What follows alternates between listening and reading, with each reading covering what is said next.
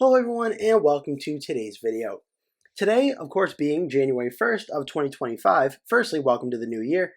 Second, I thought it'd be fun for my first video of 2025 to be just a very quick look back at the two Virginia governor's elections leading into this year's 2025 Virginia governor election. And I wanted to do a quick look back. We're going to be looking at the 2021 Virginia election of Glenn Youngkin versus Democrat Terry McAuliffe, where Glenn Youngkin, the Republican, won, and 2017, where the Democrat Ralph Northam defeated the Republican Ed Gillespie to win the governor's race in Virginia, and just use that in context of 2025 and look at a quick contrast of this race. And I felt it would be nice to mention first that we just had, of course, the 2024 presidential election, where at the federal level, Kamala Harris did just defeat Donald Trump 52% to 46%, only a 6% race, so a very competitive, closer race in Virginia, much closer than we're used to, especially back in 2020 when Joe Biden won the state by 10.1%. So a much closer race this time around in 2024 in the state of Virginia.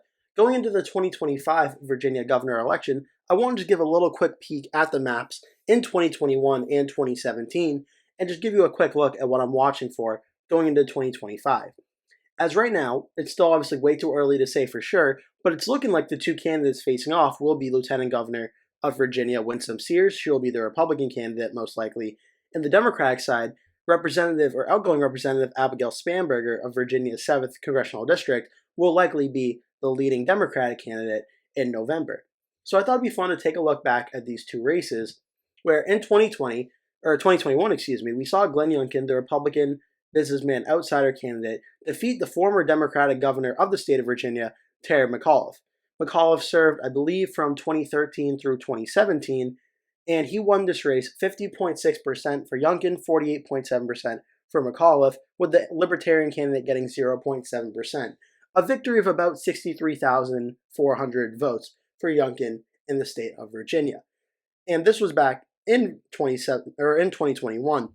Looking back at the 2017 race, Ralph Northam got 53.9%, Ed Gillespie 45%, the Libertarian candidate got 1.2%, and this was a win for Northam of just about 220,000 votes or so, around that, 220,000 votes for Northam over Gillespie. This was also right after Donald Trump got elected in 2016. This was the first year after that. That was an important fact to mention as, of course, 2025 will be the first elections after Donald Trump has been elected president. So that's also a very important thing to note. I'm going to be looking now just at the map election results in Virginia very briefly, just pointing out some key areas I want to point out in Virginia and look at 2021 compared to 2017 and just some things maybe to looking out for 2025. I do plan on doing much more in-depth videos in the future, including my presidential race series and my governor more in-depth look for 2025. This will just be a quicker one to look at. For starters, in Virginia, the most key areas I'm watching starts right here in these three counties: Loudoun County, Prince William County, and Fairfax County. These are the three counties surrounding the Washington, D.C. suburbs right outside of Arlington County and Alexandria, and Washington, D.C. is right here.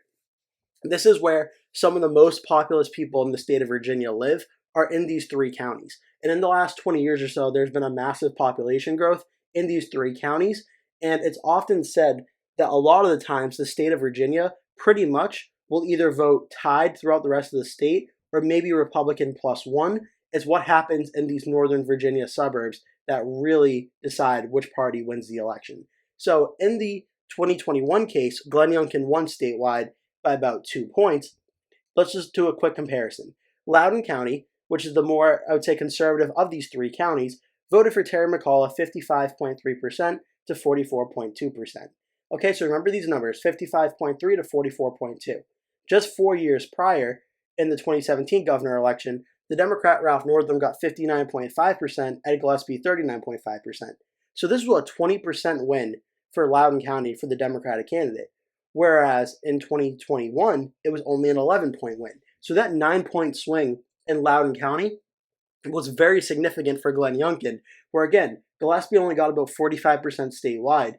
Youngkin got over about 50.5 points statewide. So this is very, very big for Glenn Youngkin to do this well in Loudoun County. Prince William County, Terry McAuliffe got 57%, Glenn Youngkin got 42.2%. This is a win of about 14.8% for Terry McAuliffe in 2021. Again, 14.8%. You would think that would be very, very good. 2017, Northam 60.8, Gillespie 38.2. This was a 22-point win in Prince William County for Northam. Again, 2017 or 2021 was only about a 14.8% win. So again, that's 8% cut that Youngkin did against McAuliffe compared to Northam versus Gillespie. That was very, very significant, where Youngkin, he did not have to win these areas to win the state of Virginia. He just had to do much better than Gillespie did and Trump did back in 2017 and 2016, respectively. Fairfax County, this is the county closest of the three to Washington, D.C. In this one, Northam got 67.9%, Gillespie got 31.2%. This is going to be about what? 36%, almost 37% for Northam over Gillespie. Let's look at 2021. This one was 65, 34.5 for McAuliffe over Youngkin. This was about 30.5. 30.5 compared to about 37. Again, a 7 to 8 point increase for Youngkin in these Northern Virginia suburbs played big dividends down the road in these governor races. Next, so that's the DC suburbs. This is, I'd say, the most important area to watch for in Virginia is certainly these three counties. But I do have another part of Virginia that I'm very closely watching that will also be very important, and this is the suburban Virginia Beach area. Virginia Beach voted for Glenn Youngkin 53.7% to 45.6%. And in 2017, we saw this area go blue for Northam, 51.9 to 46.9. If the Republican Winsome Sears does win Virginia Beach in 2025, well, depending on the percentages in Loudoun, Fairfax, and Prince William, winning Virginia Beach may not be enough for Sears to win statewide. But if she is losing Virginia Beach, the odds of her winning statewide are probably pretty low, because Virginia Beach, at very least, is a good indicator of how the Republican is faring. Again, Youngkin won Virginia Beach. Youngkin won Chesapeake County 52.5 to 46.8, and Suffolk County was about a 5-point win for McAuliffe over Youngkin. Looking back at 2017, Virginia Beach won about 52 to 47 for Northam over Gillespie. Chesapeake 53.1 to 45.7 for Northam over Gillespie, and Suffolk 58.3 to 40.7. Winsome Sears' challenge is going to be trying to replicate Glenn Youngkin's 2021 map as much as possible. Her problem is she will be facing off in a off-year election after a Republican has been elected president. There's a history in Virginia of usually voting for the off-presidential party in these elections. We did see this trend get bucked in, I believe, 2013, when the Democratic candidate, Terry McAuliffe, actually did win the race after President Obama was reelected. But we did see Glenn Youngkin win, obviously, in 2021 after Joe Biden won. Ralph Northam won in 2017 after Donald Trump won. So that is a problem for Winsome Sears. But for Sears, it begins and ends with trying to replicate this map that Glenn Youngkin set forth in 2021. Is it doable? Yes, it is. But it's going to be very difficult, no doubt. So that's also the Virginia Beach area. I'm watching this very closely. The Virginia Beach suburb, of course, right outside the city of Norfolk, which will be a big Democratic win. This is about a 36-point win for McAuliffe in 2021. 73.6 to 25.1. This is about what, almost a 50-point win, about a 48-point win in 2017. So again, this is important to watch the population areas as well. One third part of the state I'm watching is the city of Richmond. And I'm watching the Richmond area because I do believe this is where Winsome Sears is actually from, in the surrounding Richmond area.